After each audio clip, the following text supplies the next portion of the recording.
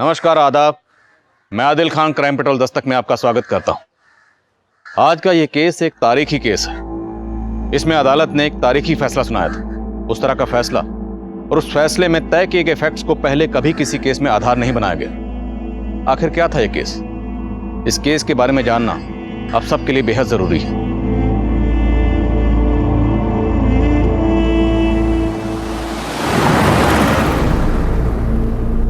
क्या हुआ बेटा? आंटी,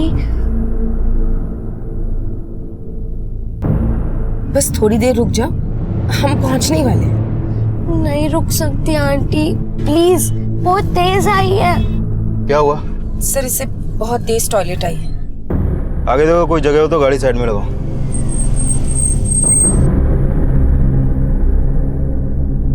वहां चली जाओ, जल्दी करो।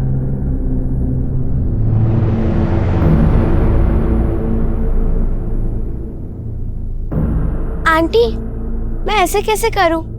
आप उधर मुड़ जाइए ना। ठीक है।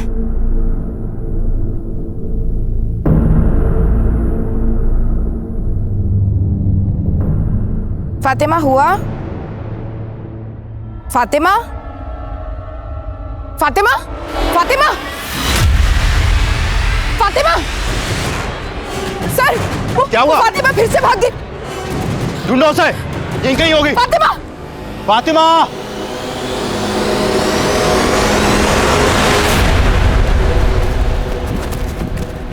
क्या हुआ? मिली फातिमा? नहीं सर, नहीं मिली।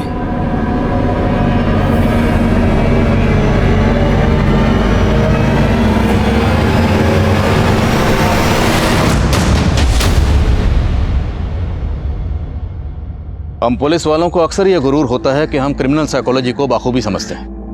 मैंने भी अपने करियर में कई मुजरिमों के दिमाग को समझा, परखा, लेकिन एक बच्चे के जहन में क्या चल रहा होता है यह समझ पाना आसान नहीं होता।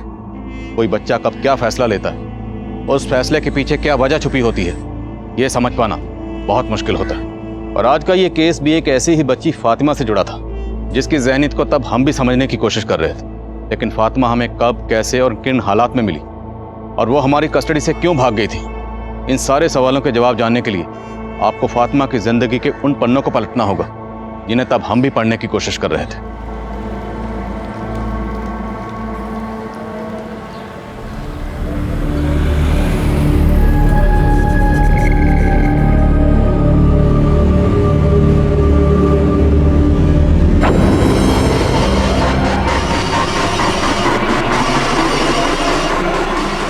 फातिमा, यहाँ क्या कर रही हो बेटा? अच्छा, तुम ये बना रही थी। वापस से तुमने स्कूल से ताड़ी मारी। तुम्हारी फूफी को मालूम पड़ेगा ना, तुम पे बहुत नाराज होंगे। अच्छा, डरो मत, ये लो। तुम्हारी फूफी को हम समझा देंगे, तुम्हें कुछ नहीं कहेंगे। अब चलो घर चलो।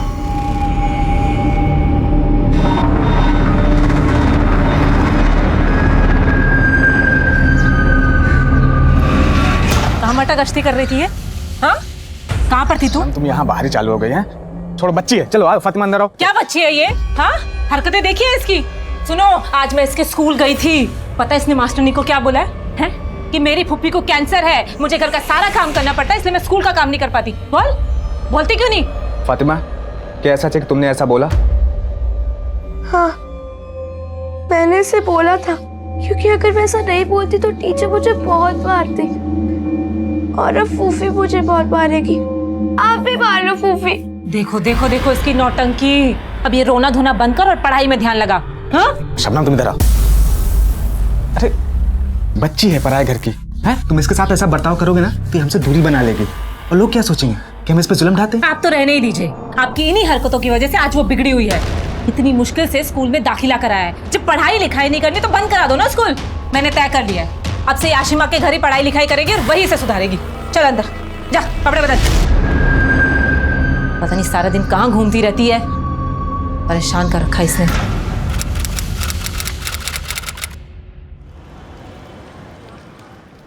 अरे मेरा बच्चा क्या कर रहा है? घड़ी देखी है? 2 बजे का टाइम है और रोज तू 2:30 बजे के बाद आती है। आज तो तेरी फूफी को बता ही देती हूँ। नहीं, प्लीज फूफी को मत बताइए, मैं कल से टाइम पे आऊंगी। 2 से लेके 20 तक पहाड़ा लिख के दिखा, और इस बार एक भी पहाड़ा गलत हुआ ना तो फिर देख लेना। चल बैठ, बैठ नीचे।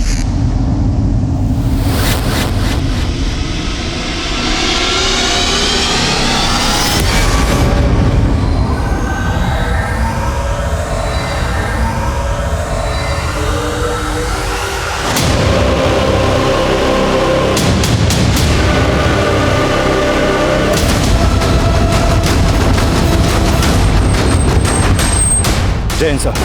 आइए। बहुत ही ब्रूटल मर्डर है सर। बच्चे की उम्र सिर्फ 10-11 साल की होगी और इतनी बुरी तरह से मारा है इसे, और मार के इस तालाब में फेंक दिया। हो सकता है बच्चा इसी इलाके का हो। आसपास पता करो और बड़ी को पोस्टमार्टम के लिए भेजो। सर।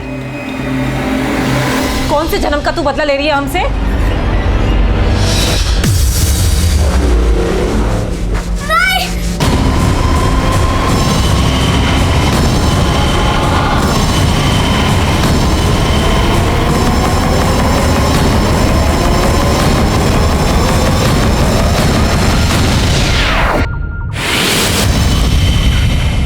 मर गई वो, आज मिलेगी ना तो जान से मार दूंगी मैं उसे।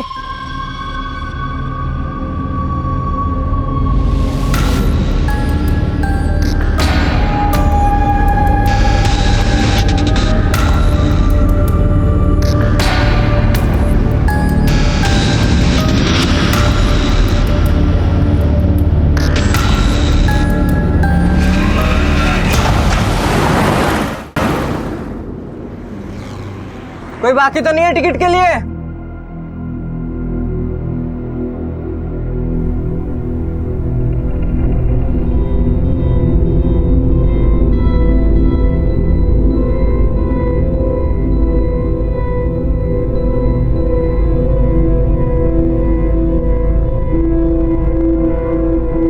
तुम फातिमा के साथ ऐसे कैसे कर सकती हो? कितनी बार समझाया कि उसके साथ ऐसे पेश मत आया करो। अब अगर वो नहीं लौटी तो लोगों क्या जवाब देंगे? बस, मुझे तुमसे ज्यादा फिक्र है फातिमा की। अगर इतनी फिक्र थी तुमसे डर के भागी क्यों? वो पहले भी ऐसा कर चुकी है, लौट आई थी ना। अगर इस बार नहीं लौटी ना तो खुदा कसम मैं तुम्हें।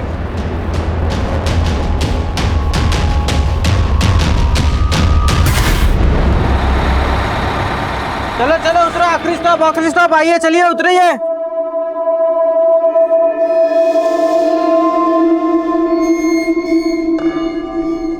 चलो ड्राइवर भाई साहब डिपो ले चलो।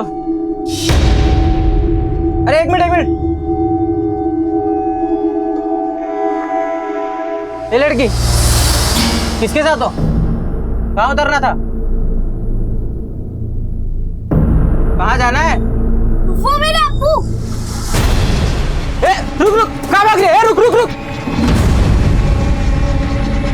ये इतने पैसे चोरी करके भाग रही थी? पॉकेट मारा किसी का? कहाँ से आए पैसे? रुक, कहाँ भाग रही? बस में से चोरी किया ना किसी का पर्स? किसका पर्स है? मुझे जाने दो, ये मेरे पैसे। ये रुको, ये क्या कर रहे हो बच्चे के साथ? शर्म नहीं आती बच्ची को छेड़ते हुए? अरे भाई साहब, बहुत ही चालाक लड़की है ये।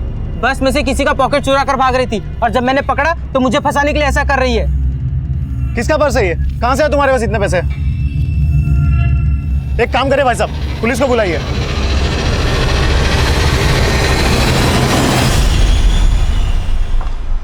कम इन सर। कम इन। सर, तालाब पर जिस बच्चे की लाश मिली थी हमने उसके बारे में तालाब के आसपास सभी लोगों से पता किया, लेकिन किसी ने भी उस बच्चे को आइडेंटिफाई नहीं किया। और हमने सभी पुलिस थानों में भी चेक किया सर, लेकिन किसी भी थाने में ऐसी कोई भी मिसिंग कंप्लेंट दर्ज नहीं हुई है जो उस बच्चे की उम्र और हुलिये से मैच करती हो सकता है बच्चा यतीम हो या फिर उसकी फैमिली से ही उसके मर्डर में शामिल हो, इसलिए मिसिंग कंप्लेंट फाइल नहीं की गई। तो हो सकता है कमिंग सर। हमें सर, नोएडा के एक बस स्टॉप पर 9-10 साल की एक बच्ची को पकड़ा गया है। सर, कंडक्टर का कहना है कि वो बच्ची बस में पॉकेट मार रही थी, लेकिन जब उस कंडक्टर ने उसे पकड़ा तो वो बच्ची उस पर छेड़छाड़ का आरोप लगाने लगी। शर्मा सर चलो।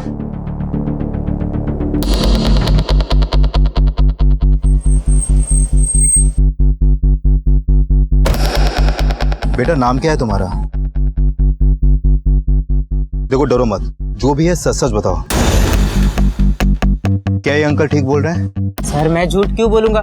इस लड़की के हाथ में जो पर्स है आप उसे देखिए, कितना पैसा है उसके अंदर। लो बेटा, पर्स देखो। नहीं।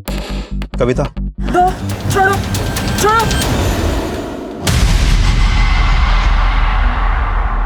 इतने पैसे कहां से आए तुम्हारे पास?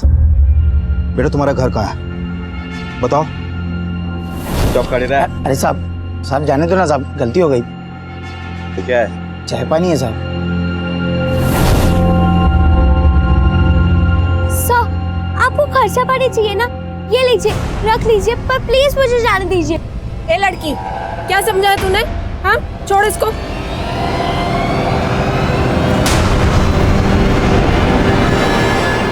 सर ये देखिए क्या निकला इस पर्स में। ये क्या है?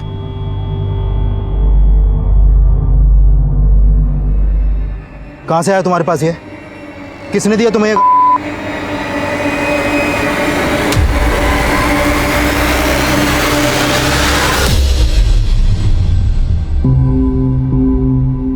बेटा, तुम्हें मालूम है तुम्हारे पर्स में क्या था?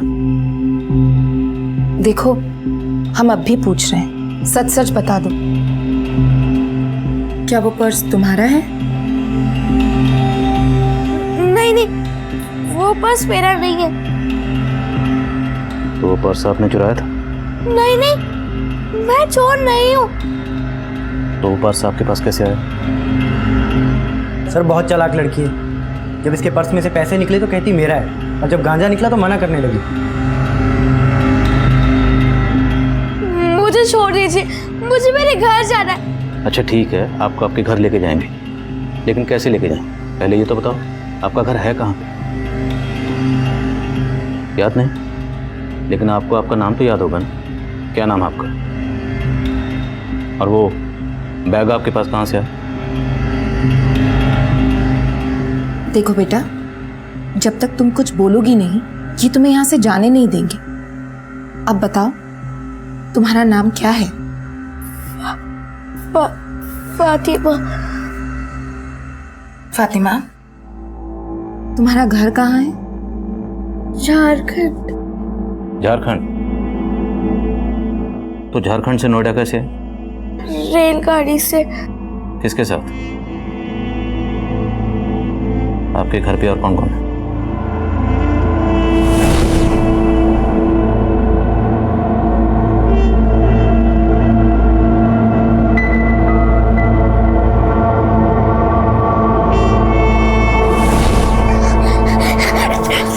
शर्मा, पता करो, शायद कहीं से इस लड़की के बारे में कुछ पता चले। सर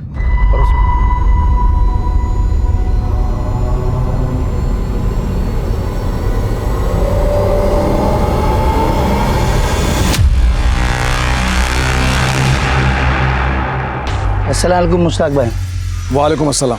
और जावेद भाई, सब गनीमत? क्या बताओ भाई, कुछ भी गनीमत नहीं है।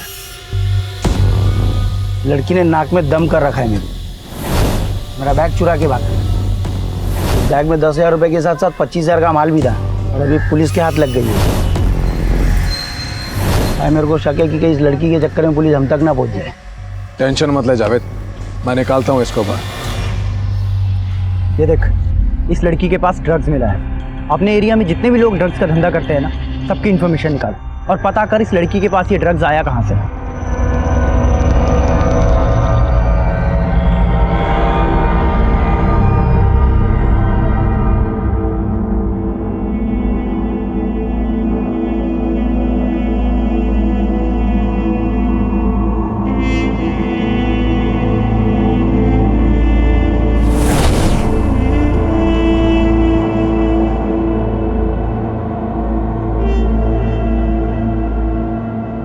अल्लाह, फातिमा, ये क्या कर दिया तूने? पूरी दीवार खराब कर दी। अम्मी, दीवार खराब का किया? देखो कितनी खूबसूरत पेंटिंग बनाई है। ये आपा, ये भाईजान, ये आप, ये अब्बू और वो मैं, छोटी सी। बेटा, अगर फोटो बनानी थी तो कॉपी में बनाती, पूरी दीवार गंदी करने की क्या जरूरत थी?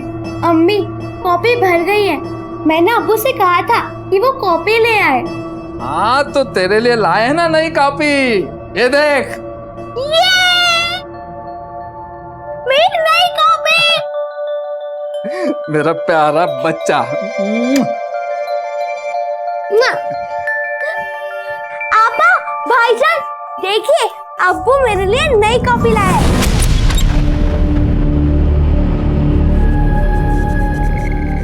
अरे फातिमा, ये क्या कर रही हो? पूरी दीवार गंदी कर दी। कॉपी भर गई है, नई कॉपी कब लेके आएंगे अब्बू? अब्बू? बेटा, तुम्हें अब्बू की याद आ रही है? तो बताओ, तुम्हारे अब्बू कहाँ रहते हैं? हम उन्हें यहाँ बुला लेंगे। कुछ नहीं बेटा, कुछ नहीं।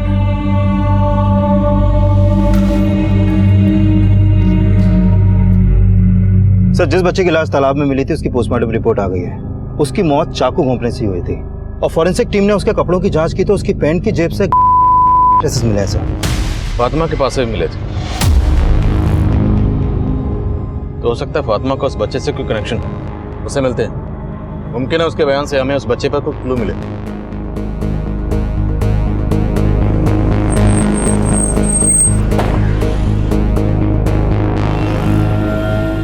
सर, उस लड़की ने ज्यादा कुछ नहीं बताया, लेकिन मुझे लगता है कि उसकी इस बात में सच्चाई है कि वो झारखंड की रहने वाली है। ऐसा लगता है उसके अब्बू मर चुके हैं। उनका जिक्र होते ही वो उदास हो गई थी और तब से उसने कुछ खाया भी नहीं। मुझे नहीं खाना, मुझे जाने दो। क्या हो रहा है ये? मुझे जाना है यहाँ से। घर जाना ना आपको? बैठो। हम तो आपसे यही पूछ रहे हैं कि आपको कहाँ जाना है। जब तक आप बताओगे नहीं, हम आपको आपके घर कैसे लेके जाएंगे? बोलो। ठीक है, लेकिन हमने आपके घर का पता लगा लिया कि आप कहाँ रहती हैं।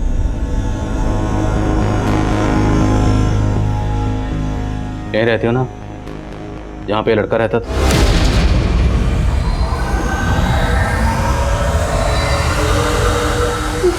नहीं, मुझे जाना है। एक मिनट, बोलो कहाँ जाना, जगह का नाम बोलो। दुर्गापुर।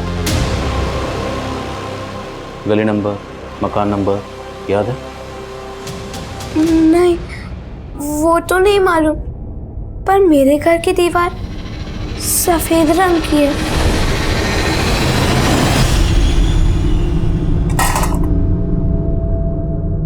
कहाँ थी तू फातिमा? भूख नहीं लगती क्या तुझे? तेरी वजह से अम्मी ने भी खाना नहीं खाया। दवा लेनी उनको। अम्मी आप खाना। अम्मी, आपको तो बुखार है। बुखार में सिर क्यों गर्म होता है? बातें बनाना छोड़ और चल खाना खा। रिहाना, ये अम्मी। बेटे खाना ले आ तो। लाई अम्मी। ये ले, ये देने लिए। अम्मी आपके लिए। चल।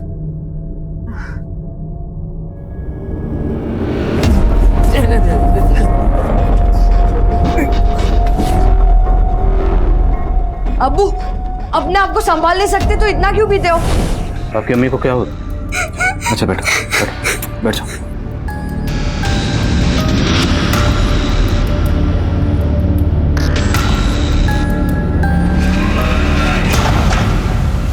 ये लड़की कुछ भी साफ साफ नहीं बोल रही है। कुछ है जो ये शायद जानबूझ के छुपा रही है। लेकिन सर, दुर्गापुर झारखंड का एक कस्बा है। हो सकता है झारखंड की रहने वाली हो, लेकिन ये नोएडा कैसे पहुंची और इसके पास वो ड्रग क्यों मिली और इसका उस बच्चे के साथ क्या कनेक्शन है जिसकी बॉडी हमें उस तालाब में मिली? उस बच्चे का कत्ल किसने किया, क्यों किया, किस मकसद से किया? खबरें से कटे? नहीं सर, फिलहाल तो नहीं। अगर ये मान लें कि ये दोनों बच्चे किसी ड्रग पेडलिंग गैंग के लिए काम करते हैं तो जाहिर है उन लोगों ने इन्हें ट्रेनिंग दी होगी। इसलिए बच्ची किसी भी सवाल का सीधा जवाब नहीं दे रही, बल्कि गोल गोल बातें करके घुमा रही।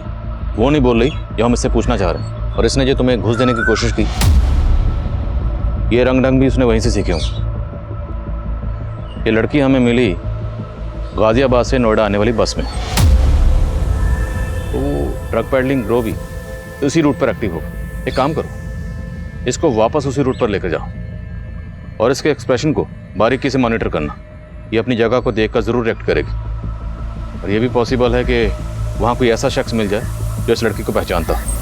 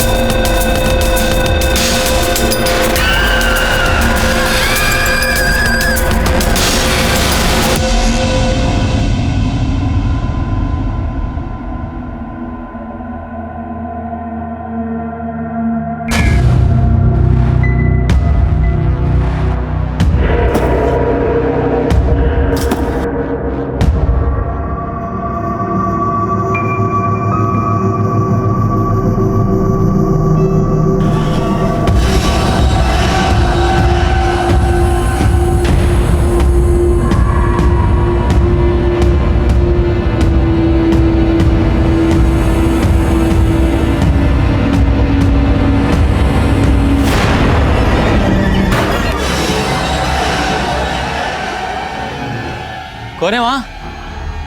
कौन है? कौन है? चोर! चल चल छोड़!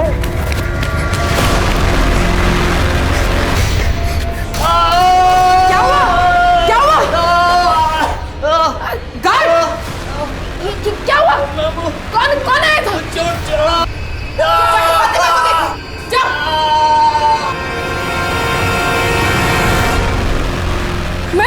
मैम फातिमा अपने रूम में नहीं है।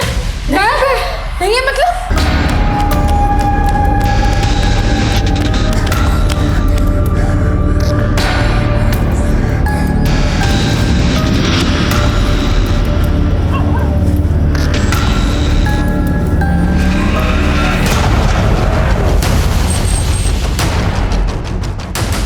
सर, यहाँ के गार्ड पे हमला हुआ है। फिलहाल उसे हॉस्पिटल भेज दिया है। फातिमा कुछ पता चला? नहीं सर। इधर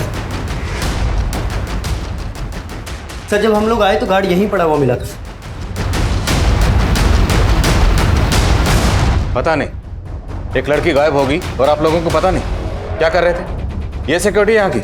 सर आज तक ऐसा कभी नहीं हुआ है। पर मैडम आज तो हो गया ना? सीसीटीवी है? हाँ सर। फुटेज निकाली। फातिमा की फोटो सभी पुलिस स्टेशन में भेजो और पैटर्न टीम को भी इन्फॉर्म करो। सर,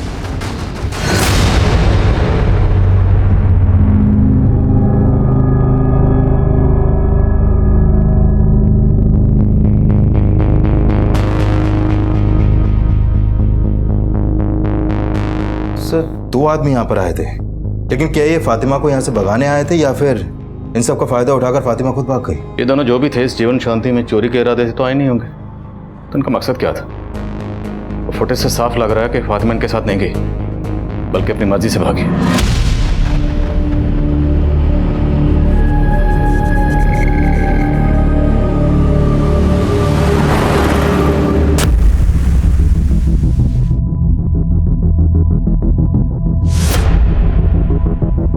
शर्मा, इस बच्ची का जल्द से जल्द मिलना जरूरी है। पता करो वो नोएडा में कहाँ हो सकती है। उसने कहा था कि वो झारखंड के दुर्गापुर की रहने वाली है। वहां की लोकल पुलिस को उसकी एक फोटो भेज।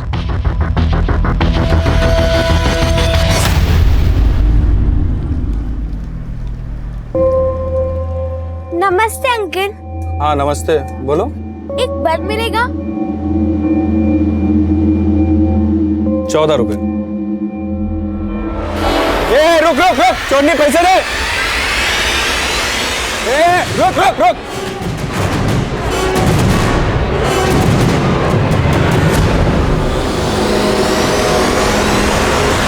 एक तरफ जहां हम फातिमा को ढूंढने की कोशिश कर रहे थे, वहीं दूसरी तरफ उस बच्चे की पहचान पता करने में जुटे थे जिसकी लाश हमें तालाब में मिली थी। और काफी कोशिश के बावजूद भी हम उसकी पहचान पता नहीं कर पाए थे। और उस बच्चे का फातिमा के साथ कोई ना कोई कनेक्शन जरूर था। फातिमा की तलाश में हमने उसकी तस्वीर झारखंड दुर्गापुर पुलिस से शेयर की तो पता चला कि दुर्गापुर पुलिस काफी पहले से ही फातिमा के वालिद अख्तर के मर्डर केस की तहकीकात कर रही थी। और साथ ही दुर्गापुर पुलिस से फातिमा के उस घर के बारे में पता चला जहाँ फातिमा के माँ बाप जरीना और अख्तर के इंतकाल के बाद उसके दोनों भाई बहन उसकी बड़ी फूफी और फूफा के साथ रह रहे थे।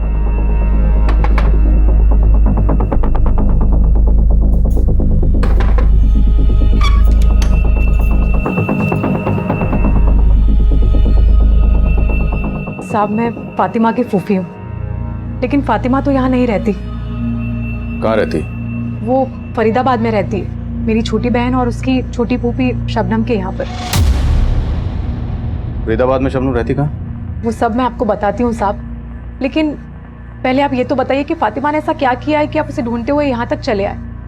हमने उसे नोएडा में चोरी के इल्जाम में गिरफ्तार किया और उसके पास से ड्रग्स भी मिली थी। क्या?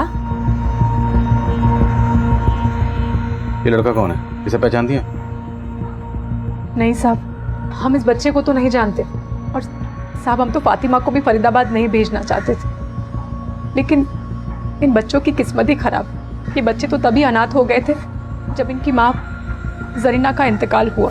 और जरीना की मौत के बाद तो वो ज़्यादा ही शराब पीने लगा था। उसके कुछ दिनों बाद तो उन्हें भी किसी ने मार दिया। और कमाल, रेहाना और फातिमा, ये तीनों बच्चे अनाथ हो गए। साहब ये दोनों तो फिर भी बड़े हैं, लेकिन फातिमा इतनी छोटी उम्र में ये हादसा उसे बर्दाश्त नहीं हुआ। वो अपने अम्मी अब्बू को हमेशा याद किया करती थी और अकेले में बड़बड़ाया करती थी।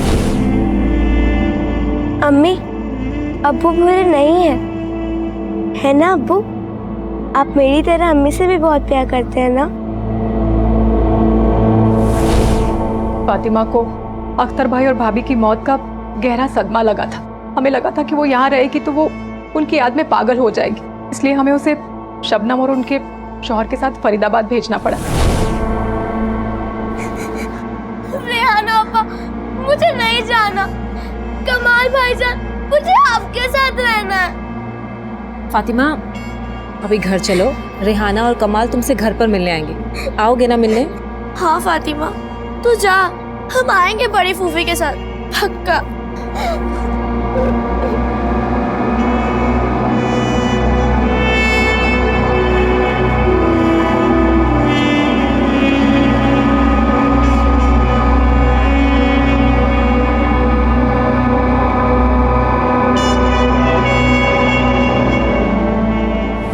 इनसे शबनम का नंबर और एड्रेस लो और शर्मा को बोलो कि तुरंत शबनम के घर जाओ।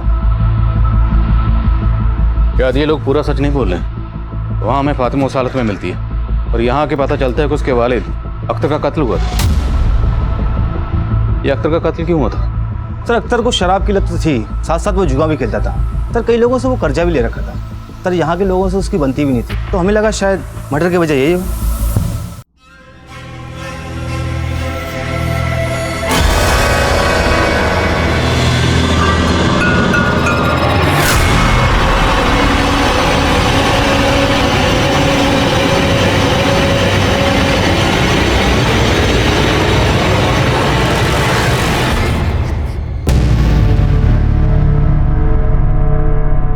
तुम लोगों ने कुछ भी छुपाया ना तो तुम दोनों ही जेल में हो गए।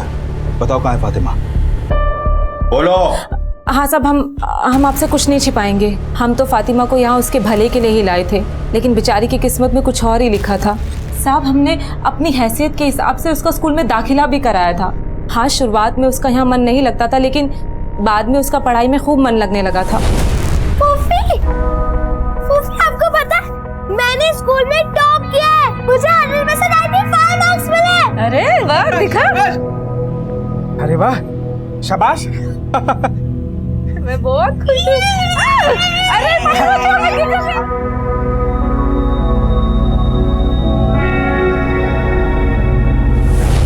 लेकिन ये खुशी सिर्फ चंद दिनों की ही थी। फिर पता नहीं क्या हुआ, उसका धीरे धीरे पढ़ाई से भी मन हटने लगा। हम उसे स्कूल भेजते थे तो स्कूल से भी भाग जाती थी।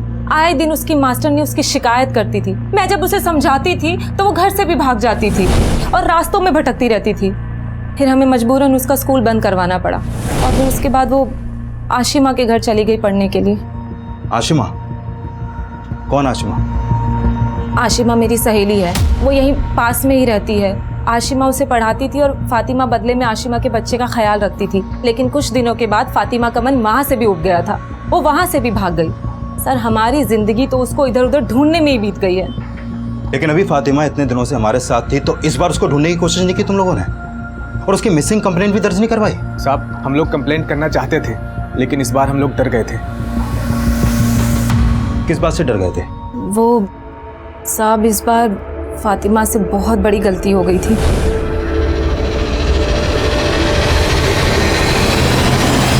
साहब, फिर आशिमा ने बताया कि फातिमा उसके बच्चे को खूनम खून करके भाग गई है। हमने फातिमा को खूब ढूंढा, लेकिन हमें कहीं नहीं मिली वो। मतलब फातिमा ने आशिमा के बच्चे को मार दिया? नहीं साहब, बच्चा मरा तो नहीं, लेकिन उसको बहुत गंभीर चोटें आई थी और उसकी हालत बहुत नाजुक है। और फातिमा ने सिर्फ बच्चे को गिराया ही नहीं, बल्कि उनके घर से 10,000 रुपए भी चोरी करके भाग गई थी।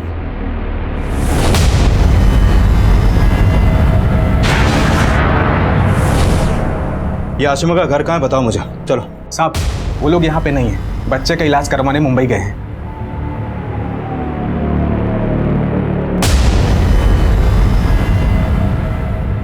इस बच्चे को देखा है कभी? जानते हो इसे?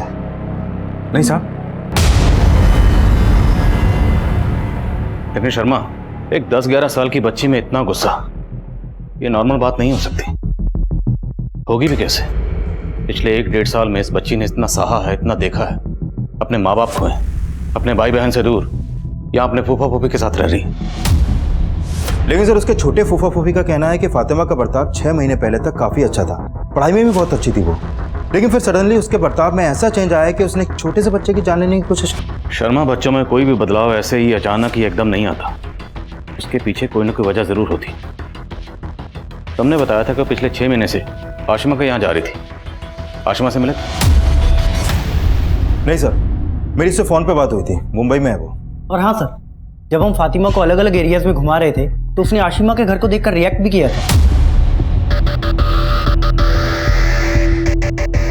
सर हो सकता है फातिमा ने उस घर को इसलिए नहीं पहचाना क्योंकि आशिमा के बच्चे को उसने वहीं पर घायल किया था, और इस बच्चे को घायल करने के बाद ही वो भागी थी और हमें ड्रग्स के साथ मिली थी। और ये कैसे माँ बाप जिनके छोटे से बच्चे पर फातिमा ने जानलेवा हमला किया और उन्होंने कोई पुलिस कंप्लेंट फाइल नहीं की? जावेद और आशिमा दोनों के बारे में पता करो। सर।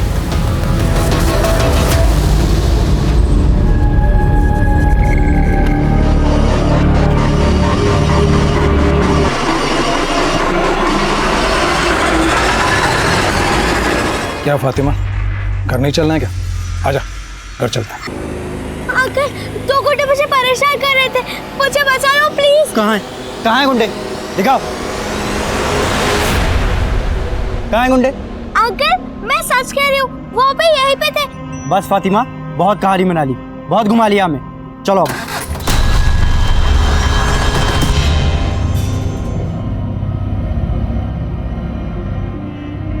फातिमा, अब एक भी झूठ बोला तो अच्छा नहीं होगा। बताओ, जानती हो इस लड़के को?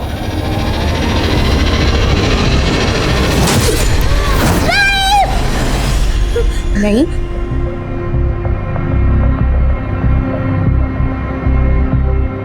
नईम नाम था इसका?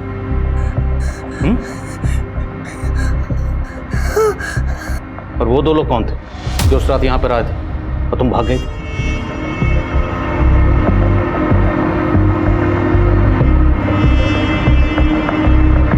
सर मुझे लगता है बच्ची एक साथ कई ट्रॉमा से गुजर रही है। उसने जो कुछ भी देखा है उसकी वजह से ही उसके व्यवहार में परिवर्तन आया है। एंड आई फील बच्चों में ऐसे मेंटल ट्रॉमा की वजह फिजिकल एब्यूज भी हो सकता है। इसका कंप्लीट मेडिकल चेकअप करना पड़ेगा सर। ओके, आप चेकअप कीजिए एंड प्लीज अपडेट। आइए सर। बोलो राणा। जावेद और आसमा की कुंडली निकालिए। आसमा तो क्लीन है, लेकिन ये जावेद जो है किसी मुश्ताक नाम के आदमी के साथ मिलकर ड्रग्स का धंधा करता है। जावेद और मुश्ताक अंडरग्राउंड होने की फिराक में थे, लेकिन हमारी टीम ने जल्दी उनके ठिकाने का पता लगा लिया।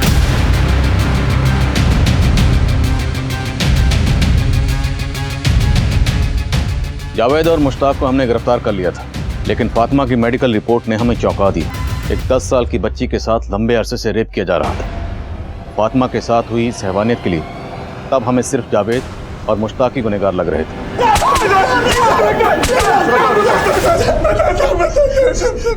हमने फातिमा का रेप कभी नहीं किया साहब, बस पिछले 6 महीने से हम लोग उसे अपना ड्रग्स का माल बेचने के लिए इस्तेमाल कर रहे थे साहब, बस। हाँ साहब, वो मेरी बीवी के यहाँ पे पढ़ने आया करती थी, तभी मुझे उसे इस्तेमाल करने का आइडिया आया था।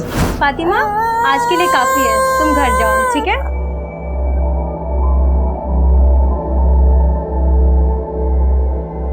फातिमा, एक काम करेगी? खूब सारे पैसे भी मिलेंगे। पैसे? हाँ, बहुत सारे। बच्चों पर कोई शक नहीं करता है और वो पकड़े भी नहीं जाते, और अगर पकड़े भी गए तो उन्हें छुड़ाना बहुत आसान होता था साहब। चुपचाप खड़े रहे। अरे साहब जाने दो ना साहब, गलती हो गई। कैसी गलती हो गई? बच्ची है साहब। ये क्या है? चाय पानी है साहब। ये बच्चा भी तुम दोनों के लिए काम करता था? हाँ साहब। तो फिर इसे मारा क्यों? तो क्या करते साहब, हमने उसको धंधा सिखाया और वो हमसे ही चालाकी करने लगा। कस्टमर से पैसा मिलता तो गायब कर देता, तो फिर वो हमने उसे गज्जू भाई से भी मिलते हुए देखा था। कौन गज्जू? गज्जू का भी हमारी तरह यही धंधा है। वो नईम साहब हमारा माल गायब करके उसके कस्टमर्स को बेचने लगा। खोपड़ी घूम गई साहब, मार डाला उसे। साहब, हमको लगा नईम की मौत के बाद फातिमा काबू में आ जाएगी, लेकिन अगले दिन जब वो मेरे घर पे फिर से पढ़ने के लिए गई तो साहब उसने मेरे ही बच्चे को जान से मारने की कोशिश की।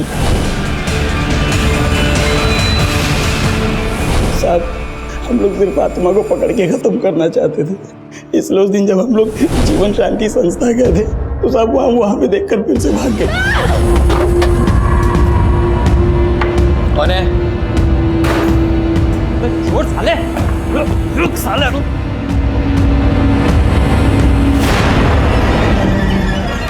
हम सच कह रहे हैं साहब, हम सिर्फ फातिमा को पकड़ के खत्म करना चाहते थे, हमने उसका रेप कभी नहीं किया साहब।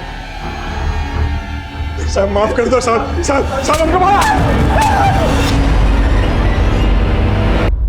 फातिमा, कुछ तो बोलो बेटा, कौन था वो जिसने तुम्हारे साथ ये सब किया?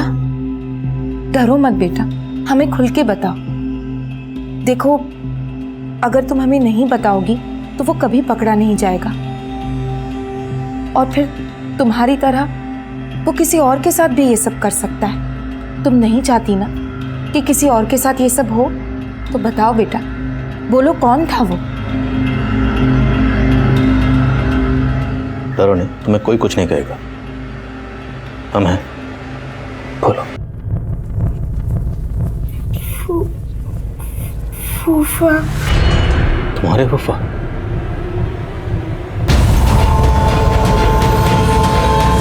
साहब, इन्होंने कुछ नहीं किया, इन्हें छोड़ दीजिए, वो लड़की झूठ बोल रही है।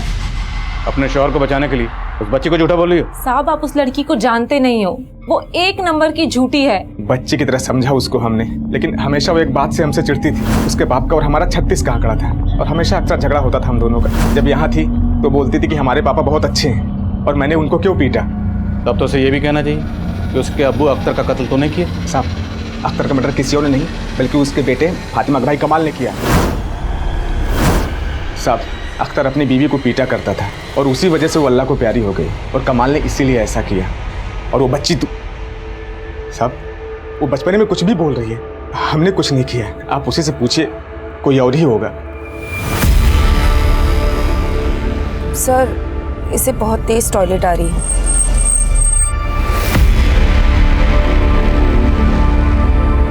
सर, क्या हुआ? फातिमा फिर से भाग गई।